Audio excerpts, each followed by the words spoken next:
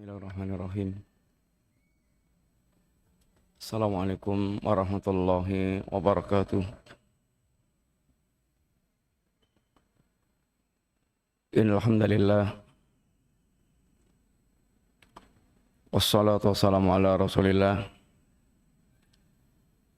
wa ala alihi wa ashabihi wa mawalah. Wala haula wala quwata illa billah. Amma ba'du. Alhamdulillah, Bapak Ibu jamaah sekalian rahimani wa rahimakumullah. Insyaallah kita melanjutkan pelajaran kita yang terambil dari Kitabur Raqaiq,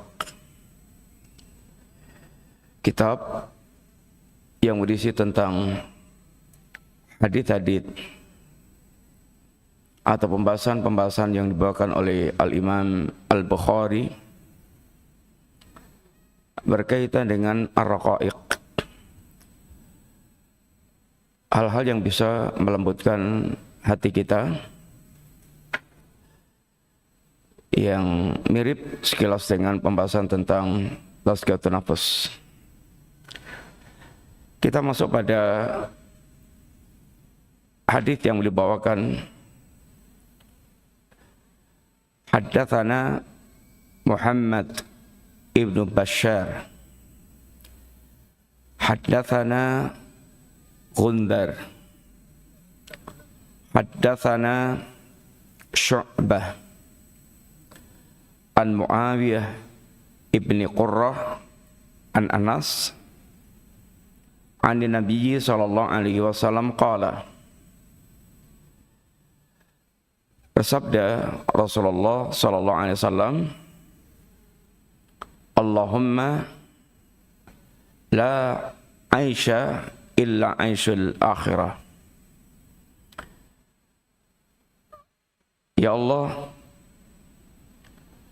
tidak ada kehidupan kecuali yakni kehidupan ini kampung akhirat. Faslihil ansar wal muhajir, perbaikilah ansar dan muhajir, itu muhajirin, wal muhajirah, ini kaum muhajirin. Sekarang hadis ini belum mengingatkan kepada kita tentang hakikat kehidupan adalah kehidupan kampung akhirat. Sekarang kita sedang dalam kehidupan dunia dan kita akan berlangsung lanjut pada kehidupan kampung, yakni akhirat. Dalam hadis yang lainnya dikatakan dengan ungkapan yang ini redaksi yang kurang lebih sama dari perawi yang berbeda, yang Nabi mengatakan waktu di perang Khandaq itu perang saat muslimin atau perang Ahzab nama lainnya. Dikatakan Ahzab karena orang-orang kafir bergabung dari berbagai macam kelompok-kelompok. Ahzab itu jamak dari hizb. Jadi orang kafir berhizb-hizb, berkelompok-kelompok, mereka bergabung untuk melibas habis yakni kaum muslimin. Dikatakan Khandaq karena muslimin membuat strategi sebagaimana yang diusulkan oleh sahabat Salman Al-Farisi, membuat parit supaya musuh tidak bisa langsung masuk ke Madinah terhalang oleh parit, sehingga dibuatkan parit yang cukup lebar dan cukup dalam, sehingga kalau melompat nggak nyampe, kalau kejeglong dia susah naik. Dan itu termasuk di antara strategi perang. Dan ini termasuk diantara bentuk ini tawakal, bahwa tawakal itu wajib untuk dia mengambil sebab. Sehingga rukun tawakal yang pertama adalah tafwidul amri ilallah, menyerahkan urusan secara totalitas kepada Allah Subhanahu wa taala, hatinya total, bersandar total, pasrah total kepada Allah taala, tanpa sedikit pun dia bersandar kepada ini makhluk. Total loss hatinya kepada Allah taala. Sehingga kalau dia berhasil, dia akan memuji Allah, hadza min fadli rabbi, ini adalah semata-mata karunia Allah Subhanahu wa taala, tidak akan ujub, tidak akan sombong. Kalau dia gagal, dia akan bersabar dengan takdir Allah, qaddarallahu ma syaa fa'al. Apa yang Allah takdirkan itu yang pasti terjadi. Dia tinggal berharap pahala dari Allah Subhanahu wa taala dan mengambil pelajaran-pelajaran untuk menyempurnakan atau mengevaluasi apa yang telah dia lakukan. Yang kedua rukunnya adalah akhdil asbab, mengambil sebab. Dan Rasulullah SAW menjadi contoh terbaik dalam segala perkara dalam mengambil sebab. Contoh umpamanya Rasulullah SAW kalau mau perang, beliau ya betul-betul dari musyawarah dengan para sahabat, kemudian menentukan bagaimana strategi yang terbaik dalam peperangan itu. Kemudian Nabi kalau keluar ya pakai baju perang untuk perang, betul-betul siapkan baju perangnya supaya betul-betul bisa menghindarkan diri dari berbagai macam musibah-musibah yang akan menimpa dalam peperangan. Ini adalah merupakan bagian bentuk tawakal. Ketika mau hijrah, Nabi keluar berusaha untuk mencari waktu yang tepat, waktu malam, yang kebanyakan manusia mereka terlelap tidur. Nabi mengambil strategi bukan langsung ke arah Madinah, mengambil arah yang justru berlawanan dari Madinah, menjauh dari Madinah. Nabi mempersiapkan betul guide yang ini petunjuk jalan yang bisa mengantarkan ke Madinah. Kemudian Nabi bagaimana mengatur strategi ketika di gua, bersembunyi di gua.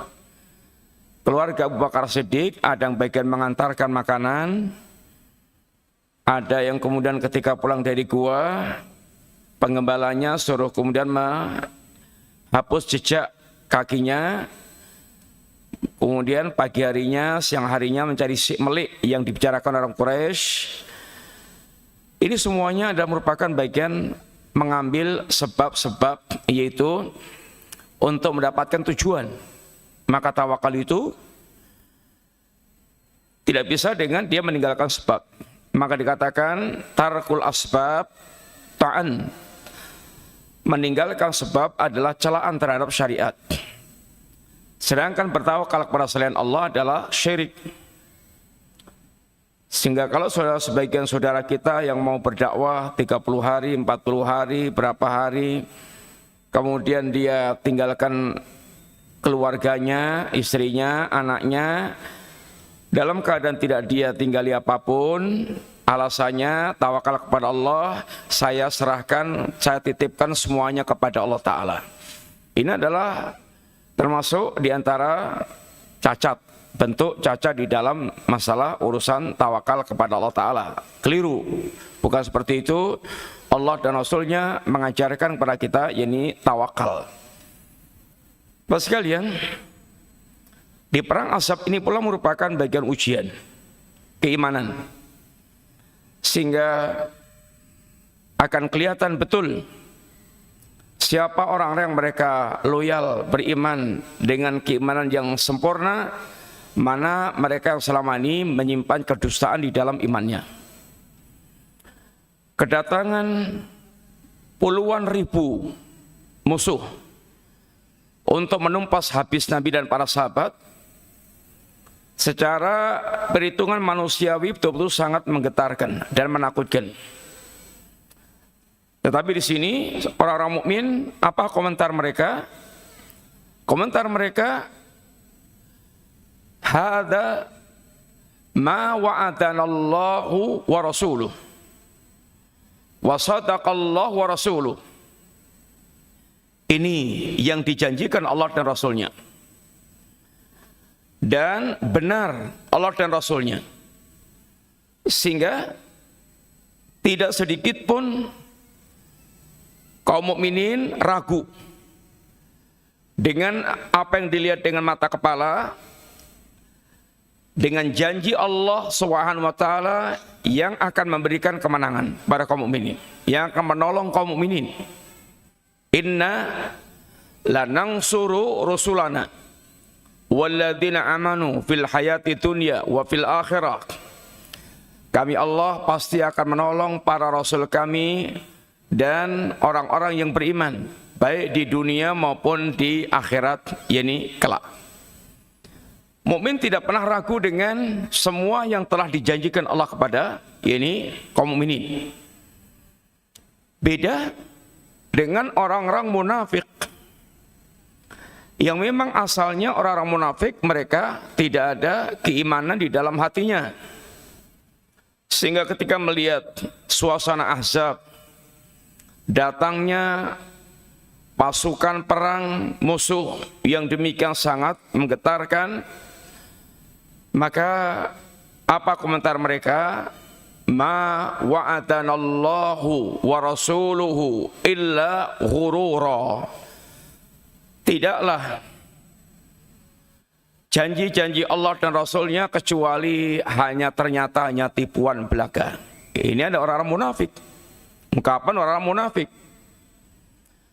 Sekalian, maka mukmin namanya orang yang mukmin yang sudah percaya kepada Allah dan Allah zat yang maha sempurna, maka dia tidak pernah dibuat ragu-ragu dengan keimanannya dalam suasana apapun, dalam keadaan apapun.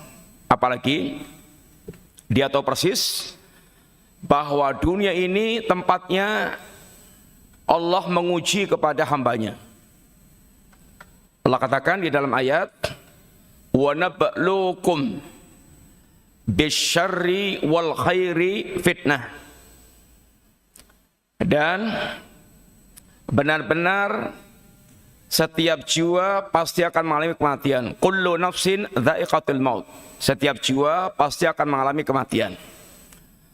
Wa nabluukum bisyarri wal khairi fitnah. Dan benar-benar kami uji kalian dengan hal-hal yang Anda rasa tidak menyenangkan dan Anda rasa menyenangkan. Yang tidak menyenangkan ya diantaranya sakit, ditakdirkan miskin, usahanya bangkrut, sehingga dia bolak-balik bertemu dengan hal-hal yang tidak dia sukai secara nafsu. Dan ini adalah ujian.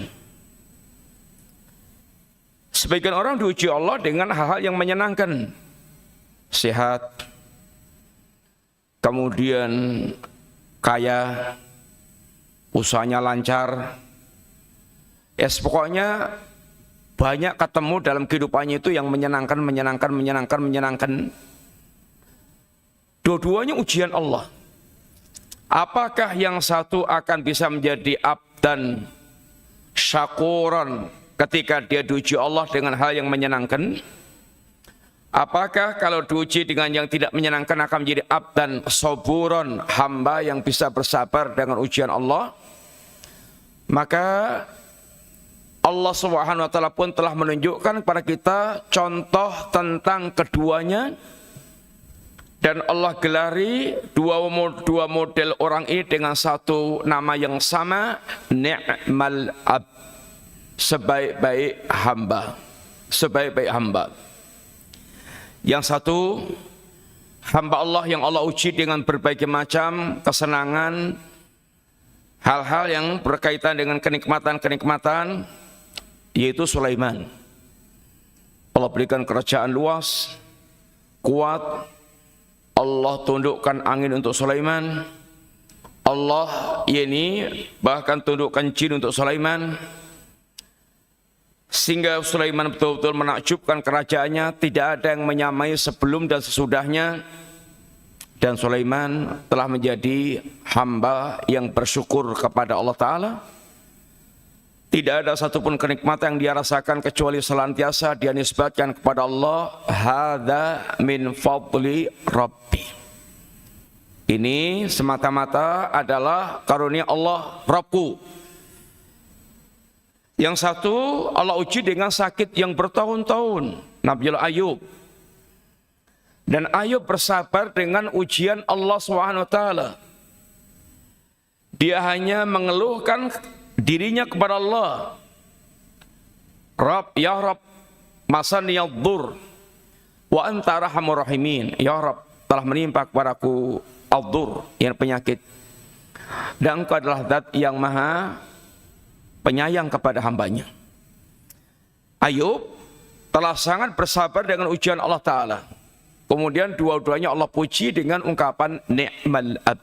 Sehingga satu ungkapan ini untuk dua hamba Allah, yang satu Sulaiman, yang satu yaitu Nabiullah Ayub.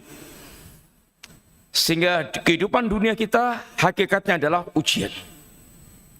Ujian untuk menguji berkaitan dengan iman kita. Secara umum, semua yang hidup di dunia diuji Allah dengan berbagai macam kesulitan-kesulitan. Bahkan orang kafir sekalipun diuji oleh Allah Ta'ala. Gak ada orang kafir yang semuanya senang, gak ada. Semuanya juga mengalami kadang susah, kadang senang. Tetapi seorang yang mereka menegaskan dirinya mukmin akan diuji Allah dengan kadar keimanannya. Alif Lam Mim. Ahasiban nasu ayutraku ayyaqulu amanna wa hum la yuftanun. Wa laqad fatanna alladziina min qablihim. Fala ya'lamanna Allahu alladziina shadaqu wa la ya'lamanna al-kadzibin. Alif Lam Mim. Apakah manusia menyangka dia akan biarkan begitu saja mengatakan kami beriman, sedangkan mereka belum diuji oleh Allah Ta'ala. Fitnah dikatakan fitnah, fatanad dhahab, kayak emas yang dibakar, sehingga akan ketahuan mana emas yang asli, mana emas yang palsu.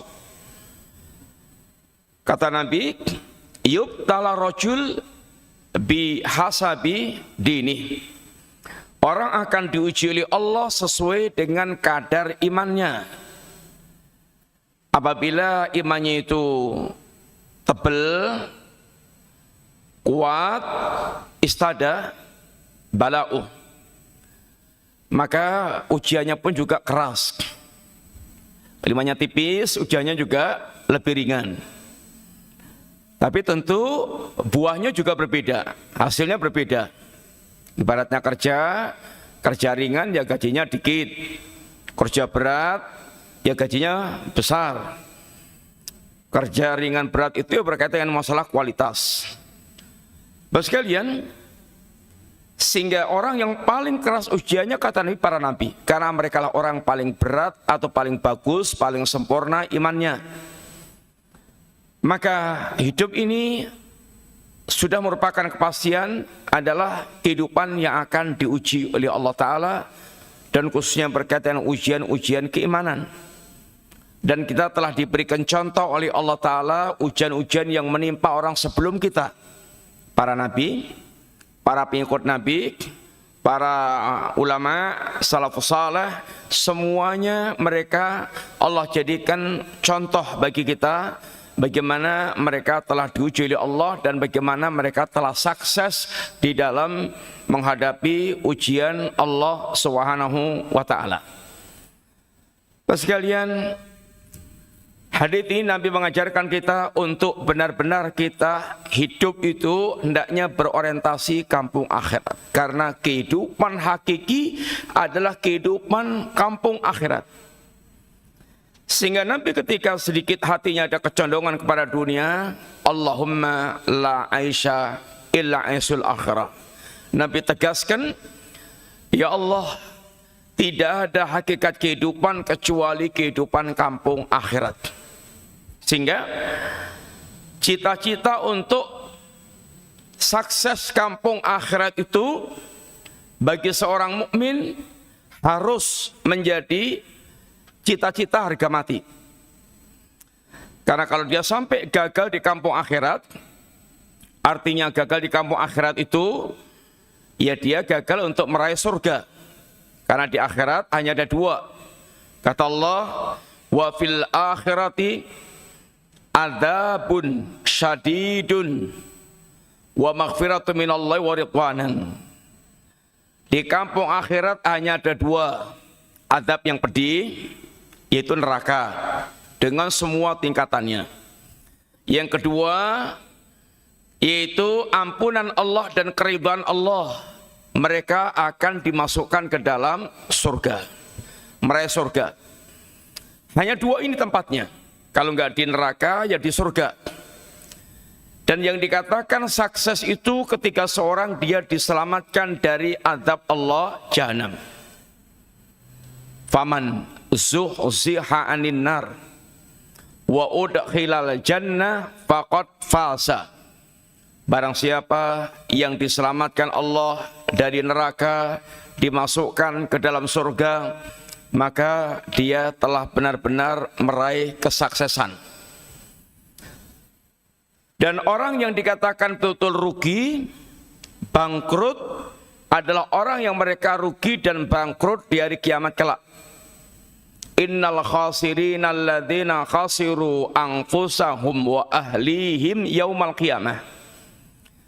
Sesungguhnya yang dikatakan orang-orang yang rugi adalah orang yang mereka merugikan diri dan keluarganya kelak di hari kiamat. Sehingga suasana kiamat itulah yang menentukan orang dikatakan sukses atau gagal, untung atau rugi. Maka seorang mukmin dia akan betul-betul mengarahkan kehidupannya, cita-cita kehidupannya, cita-cita yang diarahkan oleh Allah dan Rasulnya dan para orang-orang saleh. Makanya, teman sekalian, Allah menegaskan, wa inna daral akhirah lahiyal hayawan law kanu ya'lamun. Dan sesungguhnya kampung akhirat itulah kehidupan yang hakiki kalau mereka tahu. Tapi kata Allah, kebanyakan manusia itu mereka bodoh tentang hal ini. Walakinna aktsaran nasi la ya'lamun. Keumumannya manusia kebanyakan mereka orang-orang bodoh, enggak tahu, tidak mengetahui persis tentang kehidupan seperti ini. Allah kasih tahu kita sehingga agar kita betul-betul dengan ilmu yang telah ajarkan kepada kita membangun orientasi kehidupan yang benar. Agar kita betul-betul membangun orientasi kehidupan yang benar. Di dunia boleh manusia mau jadi presiden, mau jadi jenderal, mau jadi konglomerat, mau jadi menteri, mau jadi orang sehebat apapun boleh semuanya. Tapi dia harus tahu bahwa hakikat kehidupan itu adalah kehidupan kampung akhirat. Di dunia ini adalah tempatnya dia in action, tampil, beramal, nanti semuanya akan kembali kepada Allah, tinggal akan mempertanggungjawabkan amal masing-masing. Tinggal dia melihat rekapan hasil semua yang telah dia lakukan di dunia. Semuanya akan direkam oleh Allah, dicatat oleh Allah, bahkan nanti Allah perintahkan kita membaca sendiri hasil semua perbuatan kita tertulis dan diperintahkan baca sendiri. Iqra kitabak kafa binafsika alaikal yauma hasiba. Sekarang wahai hambaku, baca sendiri kitab Anda. Anda sendiri yang merekap ini perbuatan Anda. sehingga tidak ada yang bisa mengingkari apa yang telah dia lakukan. Sampai Allah tanya, adalah maka kata batil hafidhun, hambaku, apakah malaikat pencatat amalmu ada yang zalim? Maksudnya amal Anda ternyata enggak tercatat. Anda melakukan kebaikan ternyata dicatat melakukan keburukan. Apa ada malaikat pencatatku yang keliru mencatat amal Anda? La ya Rabb, tidak ada ya Rabb. Sehingga Bapak sekalian, maka Allah mengarahkan kepada kita, wabtaghi fima ataqallahu daral akhirah. Wahai hambaku, carilah kehidupan kampung akhirat. Carilah ini kehidupan kampung ini akhirat.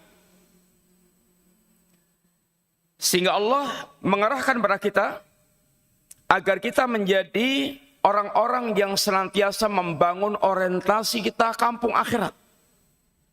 Jadi apapun, dia harus punya target sukses kampung akhirat. Dan tentu sukses kampung akhirat ini kuncinya adalah bagaimana dia pertama berilmu tentang apa yang akan membuat dia sukses tentang kampung akhirat. Maka yang pertama kali seorang mereka membangun orientasi kampung akhirat adalah mereka harus tahu ilmunya. Apa yang akan mengantarkan dia sukses di kampung akhirat. Yang kedua, itu bagaimana dia mewujudkan apa yang telah dia ketahui tersebut. Sehingga dia beramal dengan ilmu yang telah dia ini ketahui. Kemudian yang ketiga, dia terus istiqamah. Sampai kemudian dia di akhir ujung kehidupannya di atas ilmu dan amalnya. Di atas iman dan amalnya. Sehingga dia dipanggil Allah dengan panggilan ya ayatuhan nafsul mutmainnah irji'i ila rabbiki radiyatan mardiyah fadkhuli fi ibadi wadkhuli jannati. Kemudian sahabat Ali bin Abi Thalib, adapun Nabi wasiatnya di sini tadi menegaskan kepada kita, Allahumma la aisa illa aisul akhirah. Nabi menegaskan kehidupan itu kehidupan kampung akhirat. Kemudian di antara perkataan Ali bin Abi Thalib yang mengarahkan kita untuk benar-benar menjadi orang-orang yang betul-betul hidupnya mengarah ke kampung akhirat. Irtahalatid dunya mudbiratan wartahalatil akhirah muqbilatan.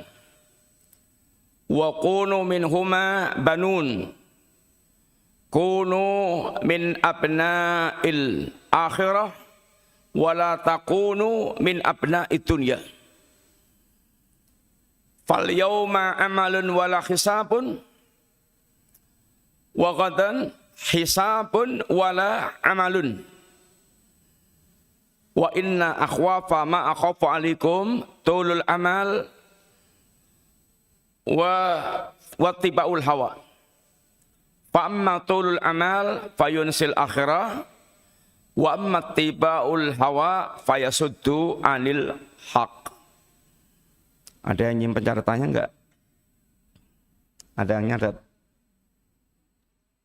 Ada yang punya catatannya atau ada yang hafal? Ada? Gimana tadi perkataan Ali, Pak Nastain, Mas Imam? Nggak ketemu? Ya coba baca deh. Antum? Nggak ada. Kata Ali bin Abi Thalib, irtahalatid dunya mudbiratan. Dunia ini berjalan meninggalkan kita. Kita mau kejar sekencang apapun, dunia kita kehabisan umur, kita nyemplung kubur, yang jenderal bintang 5-nya semuanya yang melangkrak, tinggal nyentel jaketnya di rumah, di lemari. Yang konglomerat emasnya bertonton, ya melangkrak, ditinggal, jadikan rebutan ahli waris. Yang profesor, ya gelarnya profesor, doktor, insinyur, ST, sampai tuh banget. Juga kalau meninggal sudah gelarnya habis, ditinggal. Semuanya tinggal memasuki hari-hari pertanggungjawaban, dunianya ditinggal semuanya. Terus dunia berjalan terus meninggalkan kita sampai waktu yang ditentukan Allah Ta'ala. Ajal kita habis, ajalnya dunia terus sampai waktu yang Allah tentukan. Sehingga Anda kumpulkan dunia sampai sekemeng kayak apapun, nasib akhirnya kita masuk kubur, dunia kita semuanya kita tinggalkan. Kalau tidak pernah ada yang dijadikan amal akhirat, berarti semuanya tinggal melangkrak di dunia. Kemudian wartahalatil akhirah muqbilatan. Akhirat itu berjalan menyambut kita. Manusia mau lari kayak apapun dari kampung akhirat, tetap dia akan bertemu dengan kampung akhirat. Karena pintu masuknya kampung akhirat, pintu gerbangnya adalah kematian. Dan setiap kita pasti akan berjumpa dengan kematian. Kemudian beliau ingatkan, kenyataan hidup di dunia ini, kullu minhuma banun. Setiap keduanya memiliki anak-anak. Ada abna'ud dunia, ada abna'ul akhirah. Ada anak-anak dunia, ada anak-anak akhirat. Kalau Allah mengatakan di antaranya ungkapannya, minkum man yuridud dunya wa minkum man yuridul akhirah. Di antara kalian ada yang menginginkan dunia, ada di antara kalian yang menginginkan kampung akhirat. Di antara manusia ada yang bahkan dalam menginginkan dunia menjadi budak-budak dunia. Sampai pada tingkatan menjadi budak-budak dunia. Hidupnya itu totalitas. Semuanya hanya untuk mendapatkan dunia. Sehingga tidak pernah dia kepikiran, mikir akhirat itu enggak pernah. Yang ada hanya cita-citanya itu dunia, dan dunia. Sehingga tidak pernah habis dia untuk memikirkan dunia. Ini namanya abna'ud dunia. Anak-anak dunia yang khidmatnya hanya untuk dunia. Kalau untuk urusan dunia itu sami'na wa ta'na. Ada orang juga walaupun dia di dunia tetapi dia menjadi abnaul akhirah. Memang jasadnya di dunia dan dia masih tarik nafas di dunia. Dia keliaran di muka bumi, tapi orientasinya melambung ke kampung akhirat. Sehingga waktunya, jasadnya, hartanya, semua yang dilakukan betul-betul dia niatkan untuk membangun kampung akhirat. Untuk membangun kampung akhirat. Bapak sekalian, kedua orang ini akan menghadapi fenomena yang berbeda dalam kenyataan hidup. Sama-sama di dunia masih, tapi yang satu orientasi dunia, satu orientasi akhirat, nanti gaya hidupnya akan berbeda.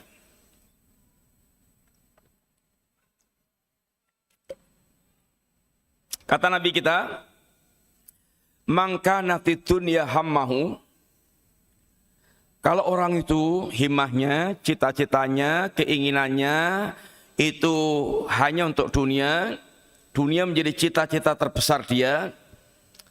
Satu, ja'alallahu faqrahu baina ainaihi. Allah akan jadikan kemiskinan itu ada di kedua kelopak matanya.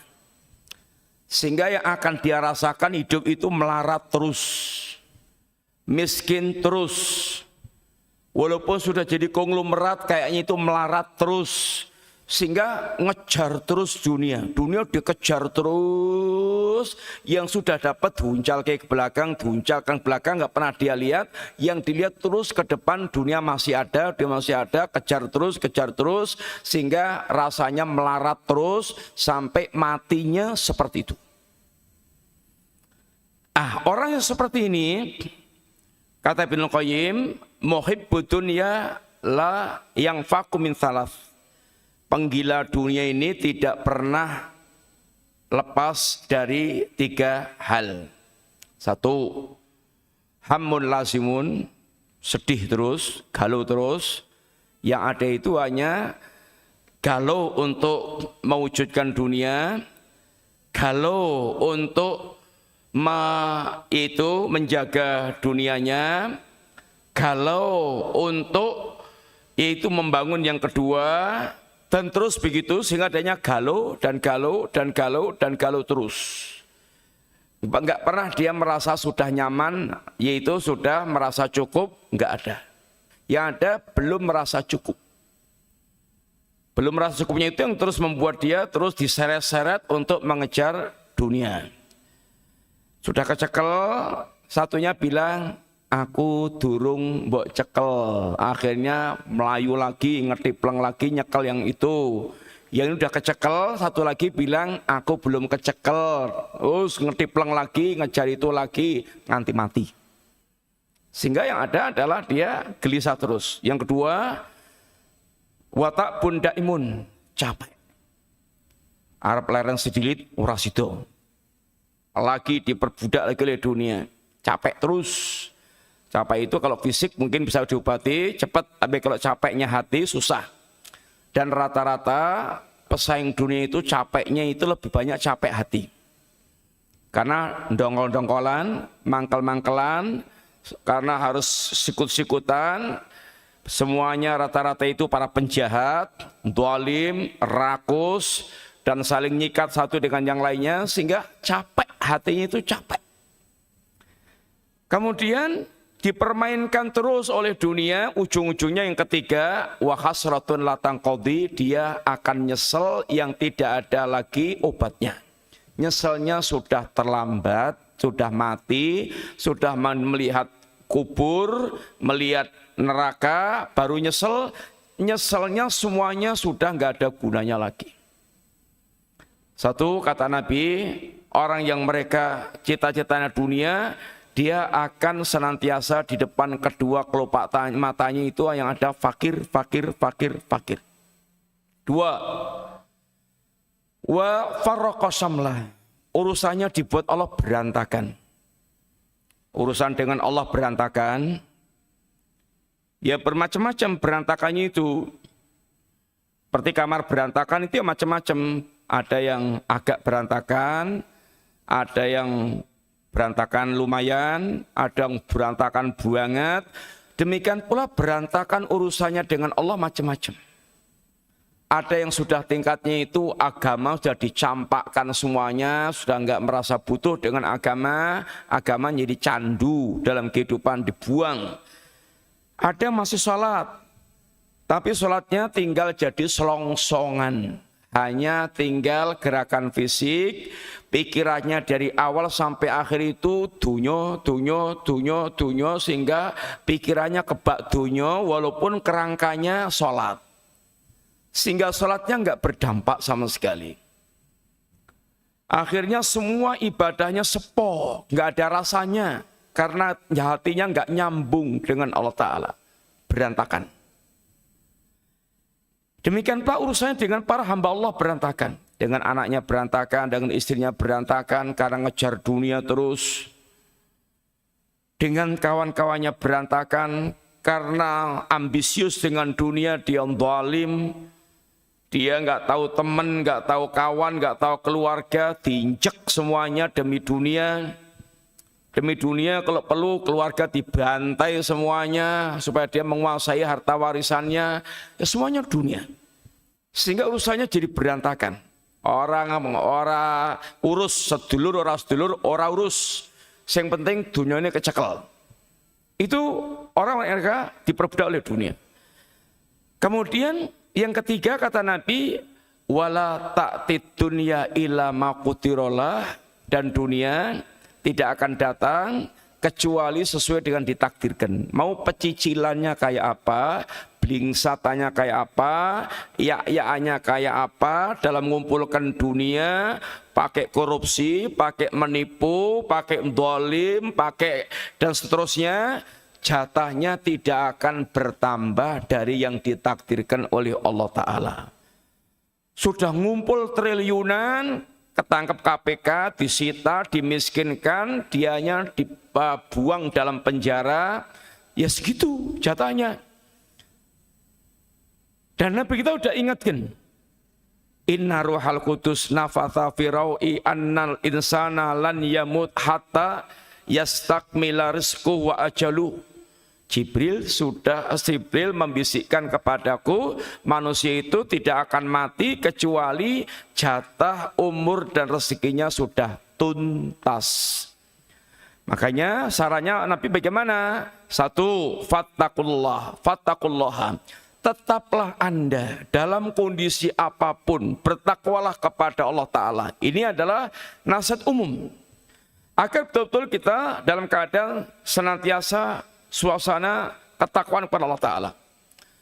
Kemudian waj'milu fit talab, perbaguslah dalam cara Anda mencari rezeki. Di antara bagian cabang takwa adalah dalam urusan mencari rezeki itu bagus-bagus saja. Bagus-bagus saja. Jangan pakai nilep-nilep, jangan pakai ngapusi-ngapusi, jangan pakai rakus, jangan pakai yaitu dolim, jangan pakai dan seterusnya. Tapi tetanya perbaguslah cara Anda menyambut datangnya jatah rezeki, yakni Anda. Jangan sampai terlambatnya datangnya rezeki Anda membuat Anda melakukan hal-hal yang diharamkan oleh Allah Ta'ala. Ini sisi kehidupan penggila dunia. Yang ngen-ngen hidupnya itu hanya dunia saja. Sekarang bedakan dengan orang mereka himahnya akhirat. Kata Nabi, wa man kanatil akhirah hammahu. Adapun orang yang akhirat itu menjadi cita-citanya, satu, ja'alallahu ghinahu fi qalbi. Allah akan jadikan hatinya itu kaya. Hatinya qanaah. Kalau Anda qanaah, Anda dengan rojo sama. Karena nerimo dengan pemberian Allah Subhanahu wa Ta'ala. Hatinya, mentalnya akan mental orang kaya. Dan hakikat kaya adalah kata Nabi, kayanya hati.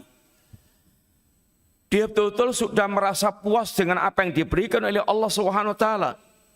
Yang dia kejar akhirat. Dunia yang dia miliki semuanya dia pakai untuk ngejar kampung akhirat. Pertama, Allah jadikan hatinya itu kaya, qanaah, tentrem, ayem, sehingga dia betul-betul longgar, hatinya betul-betul bisa nerimo hidup itu yang paling tentrem, yang paling nerimo dari wong sugih, nerimo dari wong melarat, nerimo dari, pokoknya jadi apapun nerimo. Itu yang terbaik. Sehingga dia menikmati suasana, menikmati apa yang dia sedang diberikan oleh Allah Subhanahu wa Ta'ala. Tapi kalau nggak nerimo, ini yang membuat dia kemudian ngongso, jadi ngos-ngosan. Orang terima sama ini, dia gas lagi, digas terus hidupnya, kenceng terus. Akhirnya nggak pernah nerimo, akhirnya jungkel, ini ke jurang. Yang kedua, wa jama'a syamlah, semua urusannya itu Allah kumpulkan. Semua urusannya Allah kumpulkan, nggak ada yang kececer, nggak ada yang sia-sia, sehingga ibaratnya punya waktu 24 jam. Kalau orientasi akhirat, semua amalan 24 jam itu semuanya dikumpulkan Allah, berpahala semuanya, bernilai baik semuanya, dibalas semuanya oleh Allah Ta'ala, dari melek, dari tidur sampai merem mau tidur lagi, semuanya amalnya itu dikumpulkan oleh Allah Ta'ala. Hidupnya juga teratur. Perhatikan, bangun tidur, melek langsung ingat kepada Allah Ta'ala. Zikir. Dia lalu ke kolah, ke kamar, WC, toilet, bersih-bersih, kemudian sesucen. berangkat ke masjid. Dia awali hidupnya dengan bersimpuh di hadapan Allah Ta'ala, sujud, zikir, sampai syuruk, nanti kemudian pulang bantu keluarga atau ke kantor atau bekerja, niatnya ibadah, waktunya duhur, pulang duhur, sholat duhur, istirahat. Terus begitu sampai 24 jam alurnya adalah alur yang seperti telah Allah jadwalkan. Semuanya dikumpulkan Allah Ta'ala.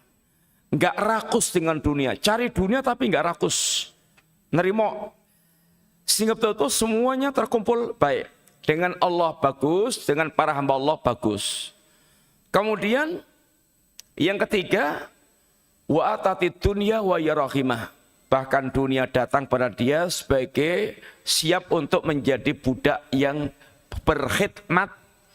Dunia kadang bahkan berlimpah ruah turah datang kepada mereka. Sampai terkadang ada orang yang mereka ditakdirkan kaya, nolak dunia ibaratnya nggak bisa. Dunia datang terus, ini bertambah-tambah terus.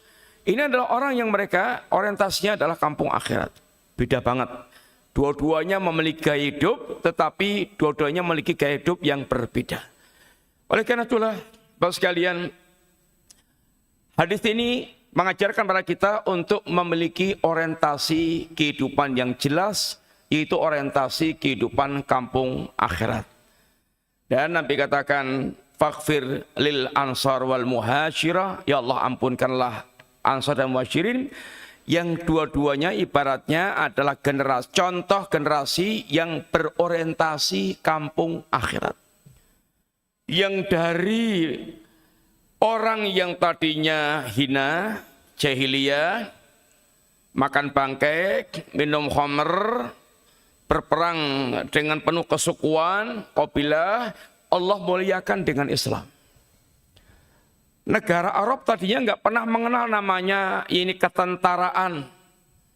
Kemudian yang namanya itu menaklukkan musuh dalam jumlah yang besar. Bayangkan, dari negeri Arab yang gersah nggak ada yang ngelirik, Persia, Romawi nggak pernah ada yang ngelirik sama sekali. Karena gersah nggak ada apa-apanya, hidupnya manusianya nomaden, hanya kesukuan yang mereka andalkan. Tahu-tahu begitu dikenalkan Islam menjadi kekuatan raksasa yang penuh dengan menakjubkan, bisa sampai gulung Persia, gulung Romawi dalam waktu yang singkat.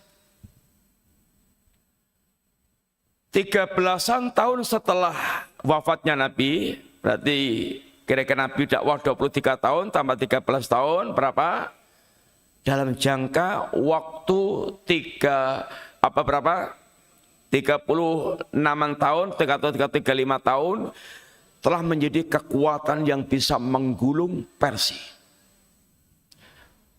Jumlah pasukan yang hanya puluhan ribu atau 1000 bisa mengalahkan 3000. 300 bisa mengalahkan 1000. 1000 bisa mengalahkan 3000. 18.000 bisa mengalahkan ratusan ribu. Ini luar biasa. Semuanya adalah campur tangan Allah Ta'ala. Ketika mereka betul-betul yaitu menggantungkan dirinya kepada Allah, Allah akan angkat menjadi betul-betul umat yang mulia dan ditolong oleh Allah Subhanahu wa Ta'ala. Kapan kemudian menyelisih Islam, kemudian lepas ketergantungannya kepada Allah, maka Allah akan hinakan ini kaum muslimin. Allah tidak akan memberikan pertolongan sampai mereka kembali kepada Allah SWT. Demikian sekalian, ini dulu kita sampaikan bahwasanya hakikat kehidupan adalah kehidupan kampung akhirat. Wassallallahu ala nabiyina Muhammadin wa ala alihi wasallam. Assalamualaikum warahmatullahi wabarakatuh.